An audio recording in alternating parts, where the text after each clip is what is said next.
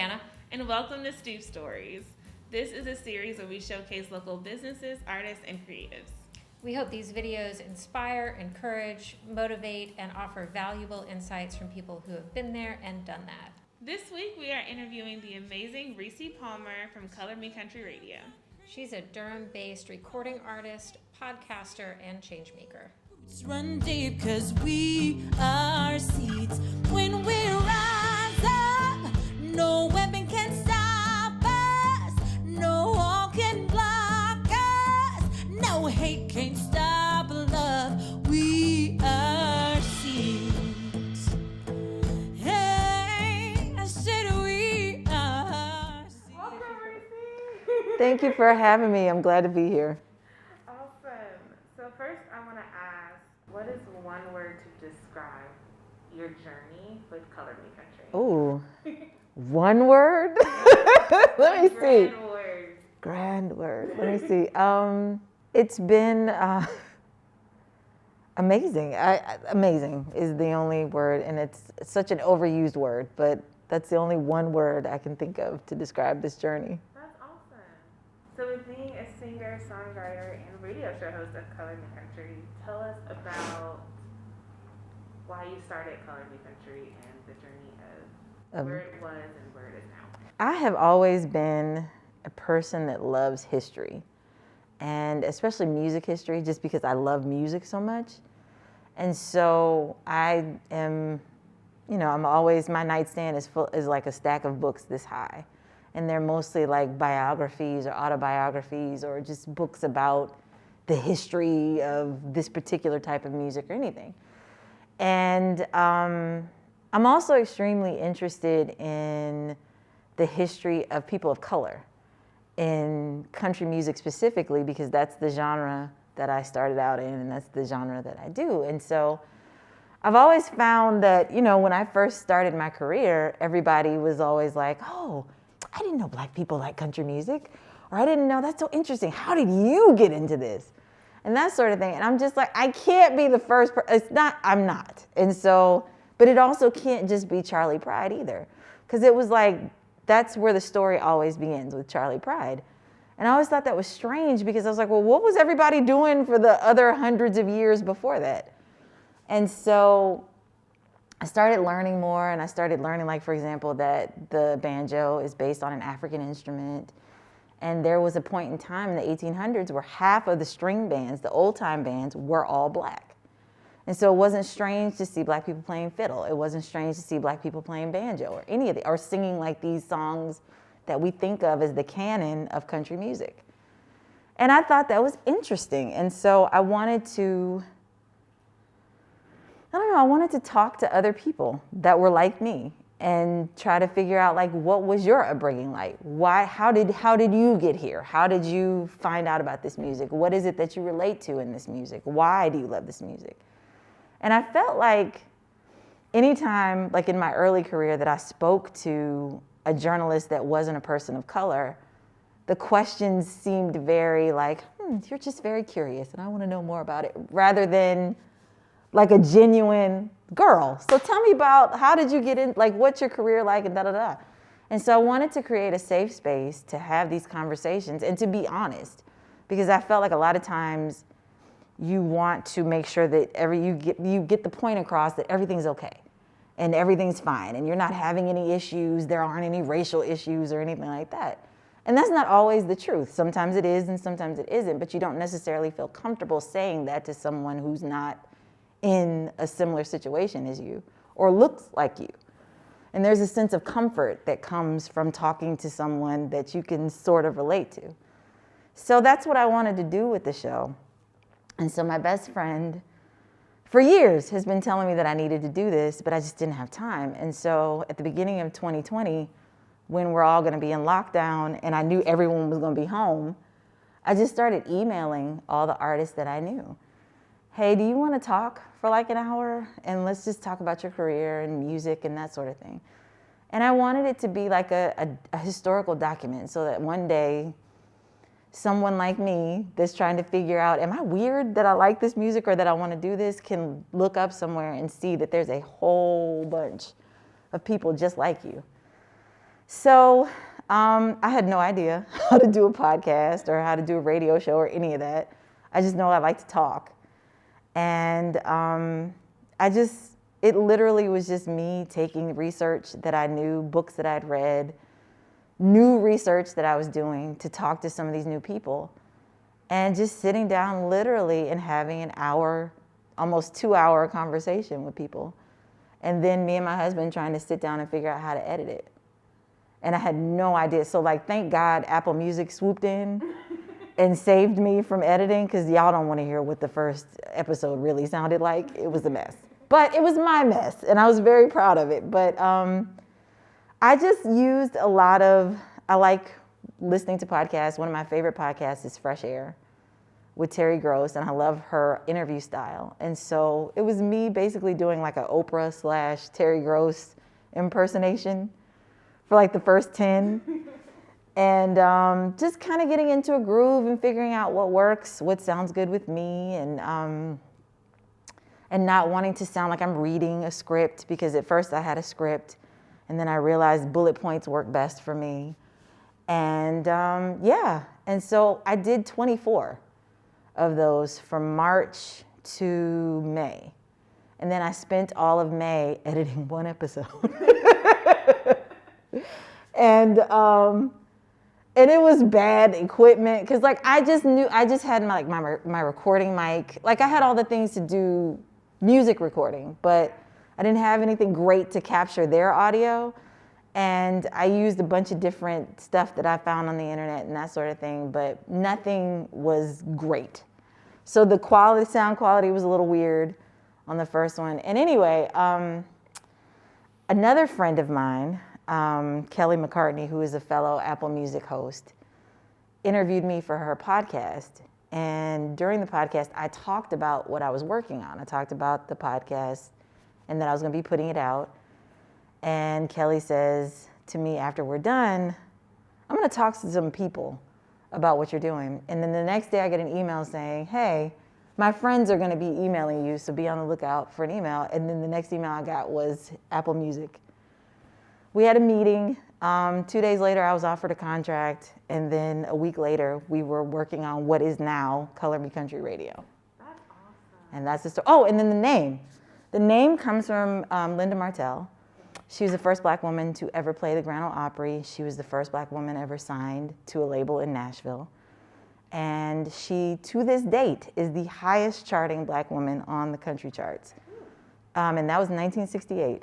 It was Linda, then Mickey Guyton, and then myself are the top 3 highest charting Black female country artists. Oh, wow. So yeah, I decided that 2020 was the 50th anniversary of Color Me Country, and I can't think of a better title for a show than that, so. What other challenges did you face on your journey with Color Me Country?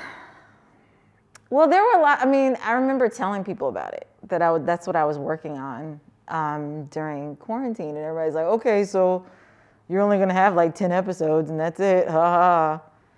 And I think for me, the biggest thing has been, you want to keep quality.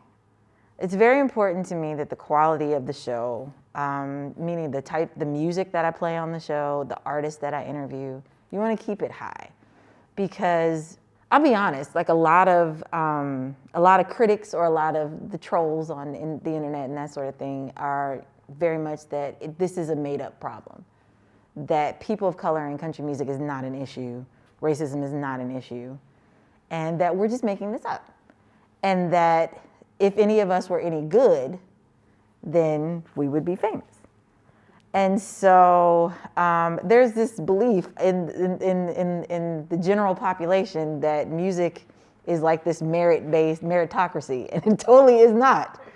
It's who you know, it's how you know them, if you're lucky, whatever, if the stars align at the right moment, all of that. And so I just want to make sure that the quality is always good. So like I can't play everything that everyone sends me, even if I want to, even if I love their story, even if I love the branding, even if I love all this stuff. If the music cannot hold up to what's current, or what's happening, or if it's just not good, then I can't play it. And that breaks my heart. And so I'm trying to learn how to say no in a nice, kind way that's constructive. Like, so I don't want to ever send anyone off like, your music's terrible, go away. Like, it's more so like, okay, can I help you? Like, can I direct you towards maybe some songwriting help? Or I know this producer that's really great and that can help you with this demo. And that's kind of facilitated why I started the Color Me Country Artist Grant Fund. So that when people come to me, I'm not just giving you money and saying, go with God. Like, it's just like, also, look, you know, this money would be really great spent if you sat down with this person to help you with your songs. Or if you use this money to go to this producer who can help you bring the idea along so you don't have to use, you know, these maybe not great demos that you have. So, yeah, that's been the biggest thing for me, is just trying to figure out exactly how to help everyone that comes along and like what they need, because not everyone needs to be on the air. Not everyone needs to be on the show right away. So that's been a challenge for me. That does sound tough to navigate. It is, because you don't want to dash anyone's dreams. I mean, I've had, you know, I've been in the business since I was 18 years old, and so it's very easy to be. It's easy to say no, and it's easy to tell someone that, like, this is not what I want, or this isn't what I'm looking for. That doesn't help you. Like, how does that help you grow? How does that help you change and evolve? And so that's what I want to do. Oh, so what advice would you give to young artists today who are trying to get into the country music industry, or just the music industry in general? There's a couple pieces of advice. One is to develop a thick skin. It's hard to not take the rejection personally, because you're going to get a lot of rejection. Like, I don't know anybody who's ever just like, I just walked in and got a record deal and put my record out and everything was great. There's always something. There's always something somebody wants to change. There's always something someone wants you to do that you don't do or you haven't done. And you just have to really just be very firm in who you are and know what is a suggestion you should take and what is a suggestion that you should bypass. And I didn't know that a lot when I was a kid. So, you know, there's all kinds of publicity pictures with wigs and like all kinds of crazy stuff that I did because that's what everybody wanted me to do. And I just wanted to be amenable, and I wanted to be open, and I wanted to be easy to work with. And like, you can still be easy to work with and say, no, I don't think that's me. I'm good. I'm not good with that. Or I'm good with this. And I think you also need to decide what it is that you want. Do you want to be in the music business, or do you want to be famous? Because those are two very different paths. And one is a lot of sacrifice and a lot of sacrifice. It's a lot of sacrifice in a lot of different directions. And the other is not quite as glamorous, but there's long term in there if you do it right. And so I think, and both could be, you know, pot of gold at the end of the rainbow. But you just have to know what it is that you're looking for and what it is that you want and what you're going after. So those are the two things I say to everybody all the time whenever they ask me, how do I do this or how to do that? I'm like, what do you want? Do you want to be famous, or do you just want to be in the business? So yeah, those are my two big pieces of advice. I would never thought of that. No, they're different. Like, it's. They're different. You gotta really dig deep into that. Because you can just see, like, it's very different when you're in the mainstream music industry. Like, there's a look, there's a sound, there's a path, there's a whole other thing. Whereas if you're just, you know, I'm going the indie path, or I'm gonna figure out another way to be me or to be an artist or whatever. Like, doing a radio show was never on my radar. That was not something that I was like at home thinking like, one day I'm gonna have a show on Apple Music. Like, I wasn't thinking that at all. And it wasn't, I kind of rejected that path because my path was, I'm gonna be a singer and I'm gonna make it famous by being a singer. And that is it. That is my single-minded focus. But because I kind of took this left turn and did this other thing that I'm also good at, and didn't realize that I was good at. It has opened up all these other opportunities for me to be a singer. So you just kind of have to navigate and like figure out, like, is this a distraction or is this a path? And once you figure that out and you go down it, it'll probably always bring you back to what it is that you originally wanted anyway. Last question, what goals do you have for Color Me Country? Where do you see it going now? And what music goals are you looking at? So as far as the show is concerned, my next, I want to take the fund and the show and I'm trying to turn it into a foundation. In the last couple of years, I've realized how big of a need there is for artist development. Artist development that is specified to the artist as opposed to just like general stuff. So a lot of my work outside of my own music is figuring out how to get that information out to artists. So I'm working on turning Color Me Country into a foundation. And one of the legs of what we'll be doing, in addition to administering the fund, I'd like to do a fellowship at some point, is mentorship and artist development. And just basically taking people that diamonds in the rough, things that I see that I'm like, you could be an amazing producer. You could be an amazing tour manager. You could be a great artist manager. You could be a great publicity person. Like just the whole facet.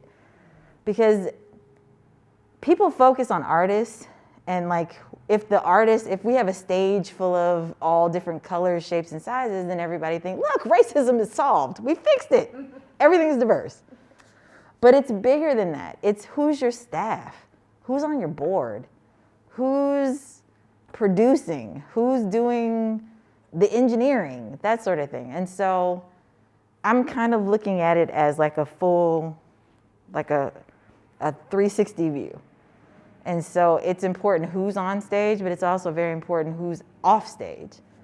And I want to flood the industry with people that have experience. Like whether you've just come out of college and you don't know where to get a job, we're looking to partner with firms in Nashville or people that are doing this in Nashville right now in the industry. And you get the hands-on experience and then you can go and you can do whatever you want to do. And then that changes the culture. That shifts the culture. It's not these panels and it's not all this discussion and having a black person host the award show or something like that. It's who's running it that changes and dictates what culture is. And so I want to change the culture and I want to do this long term. So that's what I want Color Me Country to be. As far as musical goals, I would love to finish a song. This year, I'm working on a new project and I really, really, as much as I love doing all the other things that I do, music is still my first love. And so I would really like to finish this album and get it out and tour and just be out in the world. That's what I love. That's what makes me happy. And so, yeah, that's what I want to do. Can I ask you one more question? Sure. How do you measure success? Ooh, that's a great question. That has changed a lot over the last 10 years of my life. Before it was record sales, interest from major parties and press and like fans and likes and things like that. It's very hard. I'd be lying if I said I was like Yoda and I don't look at that stuff and I don't care about that stuff. But I don't know, I'm thinking legacy now. I think because I'm older. And so success to me would be, like success to me right now is the fact that we have provided grants for over 55 artists over the last year. That's incredible to me. Whole projects have been finished because of the money that people have donated and that we've given out to the Color Me Country Fund. And videos have been made and rent has been paid. People have gotten dental work. Like I don't specify what the money's for, so it just goes to whatever you need it for. But that's huge. That's 55 people that were told keep going. And I think that's a really big deal. And so I'm focused on what my legacy is gonna be and what the lasting legacy of all of this is. And not so much like Rissi Palmer, but like what the legacy of people of color in country music is and what our contributions are. And, you know, not being X'd out of a history that we helped to build is really important to me. So yeah, I think, like, I got nominated for a Grammy this year. It was the first time that that's ever happened, ever in my life. But I say that because I'm just like, it came from something that I was not trying. It was a project that a friend asked me to be a part of, and I submitted a song and went on about my business. And we ended up getting nominated. And so I always thought that it would feel and look differently, and that I was like, oh, you'll be on top of the world and everything will be great. And it's not, and like, it is great and everything is wonderful, but like, it looks different to me now. Like, now I know what goes on behind the scenes. I know how the sausage is made. And so it's a very different feeling. And so I stopped basing my happiness and my success on like like numbers. And I'm looking at whose life have you changed? Whose mind have you changed? Like, how have you made it better for people that are coming behind you? And like, to me, if it's an easier thing, and there's artists that say, I haven't had any troubles. I was able to navigate this contract. I was able to get into this building. I was able to have this meeting, no problem. Nobody said anything crazy to me. No one tried to touch my hair. Like, it's like, like just little things. If I could have a whole bunch of those people come in and do that and have no problems, then I feel really good. Like, that's successful to me. That makes me really happy. Thank you so much for talking with us, Rissi. No, thank you for having me. Thank you. Dreams, we push 'em up through concrete.